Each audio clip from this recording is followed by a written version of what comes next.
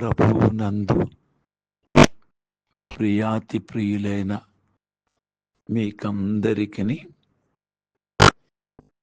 రక్షకుడు ప్రభువునైన యేసుక్రీస్తు వారి నామములు ఈ ప్రాతకాలపు అనేక శుభ వందనములు తెలియచేస్తూ ప్రభు యొక్క ఆశీర్వాదములతో మీరు మీ కుటుంబములు వర్ధిల్లవలనని కోరుతూ ఉన్నాను. ఈ ఉదయకాల సమయంలో దైవ గ్రంథమైన బైబిల్ నుండి ఎఫెసీయులకు రాసిన పత్రిక 3వ అధ్యాయము 21వ వచనాన్ని చదువుకుందాం. ఎఫెసీయులకు రాసిన పత్రిక 3వ అధ్యాయము 21వ వచనం. మనలో కార్యసాధకమైన తన శక్తి చొప్పున మనం అడుగు వాటన్నిటికంటేను ఊహించు వాటన్నిటికంటేను అత్యధికముగా చేయ శక్తిగల దేవునికి క్రీస్తు యేసు మూలముగా సంఘములో తరతరములు సదాకాలము మహిమ కలుగును గాక. ఆమేన్. క్రీస్తు యేసు మూలముగా సంఘములో తరతరములు సదాకాలము మహిమ కలుగును గాక. నా ప్రియులారా, సంఘములో క్రీస్తు యేసు మూలముగా మహిమ కలుగును గాక. దేవునికి మహిమ కలుగును గాక. అడుగు వాటన్నిటికంటేను ఊహించు వాటన్నిటికంటేను అత్యధికముగా చేయు దేవునికి మహిమ కలుగును గాక. ప్రియులారా, అడిగిన దానికంటే ఊహించిన దానికంటే అత్యధికముగా చేసేటువంటి దేవుడు అని చూస్తున్నాం. ఎంత అద్భుతం ప్రియులారా. అడుగుడి మీకు ఇవ్వబడును అని మత్తయి 7వ అధ్యాయం 7వ వచనంలో ప్రభు సెలవిచ్చారు. అడుగు ప్రతివాడు పొందును అని కూడా ప్రభు సెలవిచ్చారు. యెహోవాకు అసాధ్యమైనది ఏదైనా కలదా అని కూడా దేవుని వాక్యంలో దేవునికి సమస్తము సాధ్యమే అని మార్కు 10:20 చూస్తాం. సమస్తము సాధ్యముగా అయినటువంటి దేవునికి మనము ప్రార్థన చేసినట్లయితే, అడిగినట్లయితే ఆయన మనం అడిగిన దానికంటే ఊహించి నాకు ఇంత ఉంటే బాగుండును అని ఊహించిన దానికంటే కూడా అత్యధికముగా అనుగ్రహించే దేవుడు. ఎంత ఆనందం ప్రియులారా, ఎంత ఆనందం. ఒకసారి నేను ఒక గ్రామానికి వెళ్ళాను. అక్కడ బైబిల్ పఠనం అయిన తర్వాత నేను మరొక ఊరు వెళ్ళాలి. ఒక సహోదరుడు వచ్చి, అన్నా నేను వెళ్ళి నా భార్యను తీసుకొచ్చుకుంటాను అన్నాడు. మంచిది నాయన అన్న నాకు ఒక 20 రూపాయలు కావాలన్నా అన్నాడు. నా దగ్గర ఖచ్చితంగా ఛార్జెస్కి మాత్రమే డబ్బులు ఉన్నాయి. మరి అడిగినప్పుడు ఇవ్వాలి. అడిగి ప్రతివానికి ఇమ్ముని వాక్యం చెప్తోంది. ఏం చేయను? నా దగ్గర ఇంతే ఉన్నాయి, ఎక్స్ట్రా లేవని చెప్పలేను. అడిగాడు కనుక నాకున్న ఆ డబ్బులో నుండి 20 రూపాయలు ఇచ్చేసాను. ఆ రోజు ఖచ్చితంగా నేను విజయనగరం నుండి గుమ్మలక్ష్మీపురం వరకు, మన గుమ్మలక్ష్మి విజయనగరం వరకు అయ్యే ఛార్జెస్ మాత్రమే ఉన్నాయి, ఛార్జెసే ఉన్నాయి. దానిలో 20 రూపాయలు ఇచ్చేసాను. ఇప్పుడు ఏం చేయాలి? సరే గుమ్మలక్ష్మీపురం వెళ్ళాను, వారికి వాక్యం చెప్పాను, దాని తర్వాత బయలుదేరాను. ఇప్పుడు నా దగ్గర 28 రూపాయలు ఉండాలి, కానీ 8 రూపాయలే ఉన్నాయి. ప్రభువుకు తెలుసు కదా ఆ విషయం. బయలుదేరాను. నేను వాళ్ళ దగ్గర ఎప్పుడు కూడా ఏ గిఫ్ట్ తీసుకోను, అది వాళ్ళకు కూడా తెలుసు, అందుకే వాళ్ళు కూడా ఇవ్వరు నాకు. ఇప్పుడు బస్సు వచ్చింది, ఎక్కేశాను. నా ప్రాణం నాతో అంటుంది, నా మనస్సు అంటుంది, ఏమయ్యా ఏం చేస్తావు? 8 రూపాయలతో విజయనగరం వెళ్ళగలవా? లేకపోతే కండక్టర్ గారు 8 రూపాయలు టికెట్ ఇవ్వండి, ఇది మధ్య ఆ టికెట్ తీసుకుని ఎక్కడ దాకా వెళ్తే అక్కడ దాకా వెళ్ళి దిగిపోయి నడిచి వెళ్తావా? వాచ్ తాకట్టు పెడతావు? ఎన్నో ఆలోచనలు నాలో వస్తున్నాయి. కానీ నా ప్రభువు నన్ను విడిచిపెట్టాడు అనే ధైర్యంతో, విశ్వాసంతో కూర్చున్నాను. బండి గేర్ వేశాడు, బండి స్టార్ట్ అయింది. కదులుతున్న బస్సు యొక్క ఆ గేటు పక్కన ఉండే రాడ్ ఎగిరి పట్టుకుని కిందనున్న సహోదరుడు 200 నా జేబులో పెట్టాడు. అన్న వద్దనద్దన్నా వద్దనద్దన్నా అని తెలియదు ఈ విషయం. నాకు అవసరమైన సంగతి అని తెలియదు, ఎవరికి చెప్పాం కదా.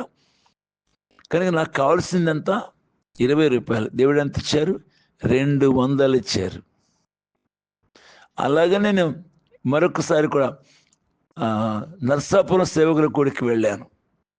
50 రూపాయలే ఛార్జ్ నా జేబులో ఉంది. ఒక్కవైపు ఛార్జే ఉంది, రిటర్న్ ఛార్జ్ లేదు నా దగ్గర.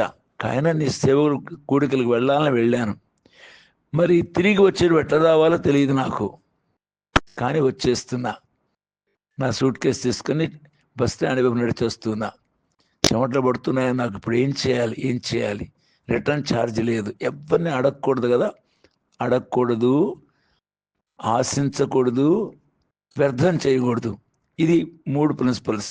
అడగకూడదు, ఆశించకూడదు, వ్యర్థం చేయకూడదు. కాబట్టి నేను ఎవరిని అడగకూడదు, అడగలేదు. నా సూట్ కేసు పట్టుకొని వచ్చేస్తున్నా. బస్ స్టాండ్ కనబడుతుంది, దగ్గరకు వచ్చిన. నాలో చెమటలు ఎక్కువ అవుతున్నాయి, కానీ నాలో ఉన్న ఆత్మవిశ్వాసం మాత్రం గట్టిగా ఉంది, ప్రభు నన్ను మర్చిపోడు అని.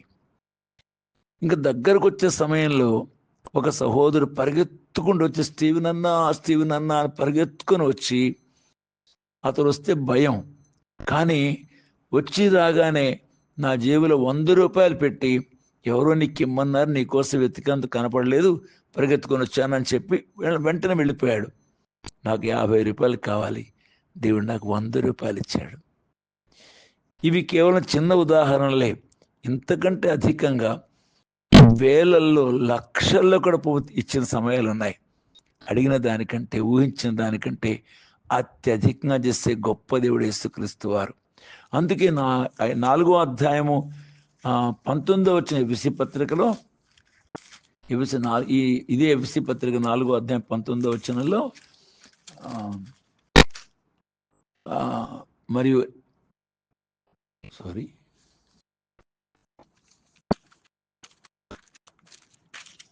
ఫిలిప్పీ పత్రిక 4వ అధ్యాయం 19వ వచనం, ఫిలిప్పీ 4:19లో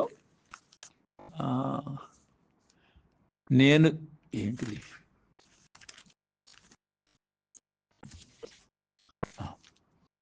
కాగా దేవుడు తన ఐశ్వర్యము చొప్పున క్రీస్తు యేసునందు మహిమలో మీ ప్రతి అవసరమును తీర్చును.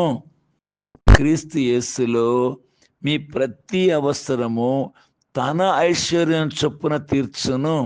కనుక దేవుని యొక్క ఐశ్వర్యం ఎంత గొప్పదో, ఆయనకి ఎంత ఐశ్వర్యం ఉంది.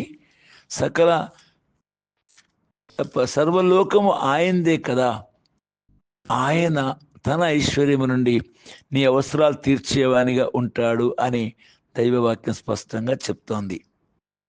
కనుక ప్రభు అయిన దేవుడు నువ్వు అడిగిన దానికంటే, ఊహించిన దానికంటే అత్యధికముగా శక్తి గల దేవుడు. అయితే ఆయన్ని అడగాలంటే యేసుక్రీస్తు వారి ద్వారానే వెళ్ళాలి. ఎందుకని? 2వ అధ్యాయం 1 తిమోతి 5వ వచనంలో దేవుడొక్కడే, దేవునికి నరులకు మధ్యవర్తి ఒక్కడే, ఆయన క్రీస్తు యేసును నరుడు అని చెప్పబడుతోంది. అంటే మన పాప పరిహారార్థమై దేవాతి దేవుడైన ప్రభువు మన కొరకు తన సొంత వాక్కుని శరీర ఆకారంలోకి పంపారు. ఆయన నరుడుగా జన్మించాడు. దైవ కుమారుడు నరునిగా ఈ లోకంలో జన్మించాడు. జన్మించిన ప్రభు నీ కొరకు, నా కొరకు, దేవుణ్ణి మనం సమీపించేందుకు అవసరమైనటువంటి పాప క్షమాపణనిచ్చేందుకొరకై తన సొంత రక్తాన్ని సిలువలో కార్చారు. ఏ పాపి దేవుని సమీపించలేడు. ఎందుకని? దేవుడు పరిశుద్ధుడు కనుక ఏ పాపి దేవుని ఎదుగు రాలేడు. అతని మనవి దేవుడు వినడు. విననేరకుడినట్లు యెహోవా చెవులు మందము కాలేదు. మీ పాపములు మీకును దేవునికి అడ్డముగా వచ్చాను కనుక ఆయన ఆలకింపకున్నాడు అని వాక్యం చెప్తా ఉంది. పాపంలో జీవించే వ్యక్తి యొక్క మనవి దేవుని దగ్గరికి వెళ్ళదు. మరి ఇవన్నీ ఏమిటి? వ్యర్థతే. నువ్వు చేసే ఏవైనా సరే, పూజలైనా, పునస్కారాలు, ప్రార్థనలైనా, నమాజులైనా, ఏమైనా సరే, నీ పాపం పోగొట్టుకోకుండా నువ్వు చేసేది ఏదైనా సరే, ఆ దేవుని యొద్దకు వెళ్ళనే వెళ్ళదు. అందుకే దేవాతి దేవుడు మనకు ఆయనకు మధ్యనున్న అభ్యంతరంగా ఉన్న పాపమును పోగొట్టేందుకొరకే పాపములు తీసివేయుటకై ఆయన ప్రత్యక్షమాయను. 3వ అధ్యాయం 5వ వచనం, 1 యోహాను. యేసుక్రీస్తు వారి లోక నరస్వరూపిగా రావడానికి కారణం నరమాత్రులమైన మన యొక్క పాపములు పోగొట్టేందుకొరకు ఆయన నరశరీరిగా అయ్యాడు. ఆయన తన శరీరం మీద మన పాపములన్నింటినీ వేసుకొని మనందరి కొరకు ఆ కలువరి శిలువలో పాప పరిహారార్థమై ఆయన శిక్ష అనుభవించి రక్తమును కార్చాడు. ఆ రక్తము ద్వారానే మనకు పాప క్షమాపణ. ఎఫెసీ 1వ అధ్యాయం 7వ వచనంలో మనకు క్రీస్తు యేసు మనకు విమోచనం అనగా పాప క్షమాపణ మనకు కలిగి ఉన్నది అని. యేసుక్రీస్తు వారి రక్తధారాలను కోరుకుంటే మన పాపములన్నిటికీ శుద్ధి కలుగుతుంది, పాప క్షమాపణ దొరుకుతుంది. ఇప్పుడు దేవుని యొద్దకు వెళ్ళేందుకు ఆధారం ఏర్పడుతుంది. కాబట్టి క్రీస్తు యేసు మూలముగా దేవునికి ప్రార్థన చేయగలిగే భాగ్యం కలిగి ఉంటాం. 3వ మాట సంఘములో అని. సంఘము ఇదే దేవుడు కోరుకున్న అద్భుతమైన ప్రజలు. వారి మధ్య దేవుడు కాపురం ఉంటాడు. సంఘం అంటే ఎవరు? ఈలాగున వారి పాపశాపములను పోగొట్టుకొని క్రీస్తు యేసు రక్తములు కడగబడి శుద్ధి నొందినటువంటి ప్రజల మధ్య దేవుడు నివసిస్తాడు. ప్రకటన 21వ అధ్యాయం 3వ వచనంలో ఆయన తన ప్రజల మధ్య కాపురముండును అని చూస్తాం. 25వ అధ్యాయం 8వ వచనంలో నేను వారి మధ్య నివసించున్నట్లు వారిని ఒక పరిశుద్ధ స్థలము నిర్మించవలను అన్నారు. 2 కొరింథీ 6వ అధ్యాయం 14-18 వచనాల్లో నేను వారి మధ్య నివసించి సంచరింతును కనుక అపవిత్రమైన వాటినటిని విడిచిపెట్టాలని చెప్తారు. కాబట్టి ప్రియులారా, ప్రభువు తన ప్రజల మధ్య నివసిస్తాడు. ఎవరా ప్రజలు? తాను పాప పరిహారం నిమిత్తం ఏ కుమారుని ఇచ్చారో ఆ కుమారునిలో విశ్వాసం వచ్చిన వారు, ఆయన కార్చిన రక్తములో కడగబడి శుద్ధి నొందినవారు, వారి మధ్య దేవుడి నివాసం ఉండేవాడు. మీరు దేవుని ఆలయమనియు దేవుని ఆత్మ మీలో నివసించుచున్నాడనియు మీరెరుగరా అని చెప్పబడుతోంది. కనుక సంఘం అంటే ప్రభువైన యేసుక్రీస్తు వారిని అంగీకరించిన ప్రజలు, పరిశుద్ధపరచబడిన ప్రజలు, వారి మధ్య దేవుడు నివసించేవానికి ఉంటాడు. ఇప్పుడు ఎక్కడ దేవునికి మహిమ కలుగుతుంది? సంఘములో. తరతరములు సదాకాలం మహిమ కలుగును కాక. కనుక ఇప్పుడు అర్థమవుతుంది కదా మనకి, ఎవరు దేవుని సమీపించగలరో అర్థమవుతుంది. వారు అడిగింది దానికంటే, ఊహించిన దానికంటే కూడా అత్యధికంగా చేస్తే గొప్ప దేవుడైన సంగతి, శక్తిగల దేవుడైన సంగతి కనబడుతోంది. ఈ దేవునికి ఇలాగ మనం దేవుని యొద్ద వెళ్ళేందుకు ఆధారమైన, ద్వారమైన, మధ్యవర్తి అయిన యేసుక్రీస్తు ద్వారానే దేవుని ప్రజలైన మనము ప్రతి మేలు అనుభవించగలం. కాబట్టి సంఘములో ఆయనకు తరతరములకు మహిమ కలుగును గాక అని చెప్పబడతాంది. ప్రియ చెల్లి, తమ్ముడా, ఇది ఎంత అద్భుత వివరంగా ఉందో చూడండి. దేవుడు సమస్తమును చేయజాలిన శక్తి గలవాడు. ఆయన యొద్దకు వెళ్ళటానికి దేవుడే ఒక మార్గాన్ని ఏర్పాటు చేశాడు. ఆయనే ప్రభువైన యేసుక్రీస్తు వారు. ఆ ప్రభువైన యేసుక్రీస్తు వారి ద్వారా పాప క్షమాపణ పొందిన మనము తండ్రి అయిన దేవుని యొద్దకు చేరి అడిగి పొందే భాగ్యాన్ని కలిగి ఉంటున్నాం. ఇలా ప్రభువైన యేసుక్రీస్తు ద్వారా దేవుని సమీపానికి వచ్చిన ప్రజలందరి మధ్య ఆయన ఉండేవాడు కనుక వారి మధ్య గొప్ప కార్యాలు ఆయన చేస్తాడు. సంఘములోని దేవుని ప్రజలు తండ్రి అయిన ఆ దేవుని నుండి గొప్ప గొప్ప కార్యాలు పొంది ఆనందించే వారిగా ఉంటారు. అందుకే సంఘములో ఆయనకు మహిమ. సంఘస్థులైన సంఘములో ఉన్న ఈ ప్రజలు యేసుక్రీస్తు ద్వారా దేవుని వద్దకు వెళ్ళి పొందిన మేళ్ళన్నిటికీ వారు కృతజ్ఞతాస్తుతులు చెల్లిస్తూ ఆరాధిస్తూ ఉంటారు. కనుక సంఘములో క్రీస్తు యేసు మూలముగా దేవునికి తరతరములకు మహిమ కలుగునుగా కానీ మాట అర్థమవుతుంది. ప్రియ చెల్లి, తమ్ముడా, మరి నీవు సంఘములో చేరావా? నీవు క్రీస్తు యేసు ప్రభువాన్ని అంగీకరించి దేవునికి సమీపస్తులయ్యావా? నీవు అడిగింది యావత్తు, అడిగిన దానికంటే, ఊహించిన దానికంటే అత్యధికంగా చేసే శక్తిగల దేవుని కార్యాలను అనుభవిస్తున్నావా? సంఘములో నిలిచి ఆయనను ఆరాధించేందుకొరకై అవకాశం కలిగిందా నీకు?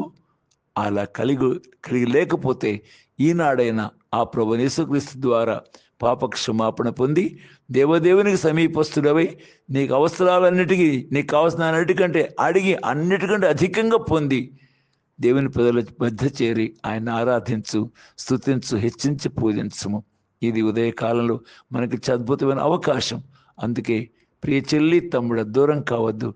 నిజ దేవుని చేరి ఆశ్చర్యకార్యాలని జీవితంలో అనుభవిస్తూ సంఘములు, ఆయన నివసించే సంఘములు ఆయన స్తుతించి ఆరాధించు. ప్రార్థిస్తాను. ప్రేమగల తండ్రి, పరిశుద్ధ దేవాని పాదం స్తోత్రాలు. ఉదయకాల సమయంలో మీరు ఇచ్చిన వాక్కు కొరకు వందనాలు. ప్రజలకు గ్రహింపునిచ్చి నిన్ను చేరే భాగ్యం, నీ ద్వారా అనేక శ్రేష్టమైన సంగతులు తెలుసుకుంటూ దేవ అనుభవిస్తూ సంఘములో నిన్ను ఆరాధించే భాగ్యాన్ని దయచేయము. యేసుక్రీస్తు వారి ద్వారా మా ప్రార్థనలు అంగీకరించమని వేడుకొనుచున్నాను తండ్రి. ఆమెన్.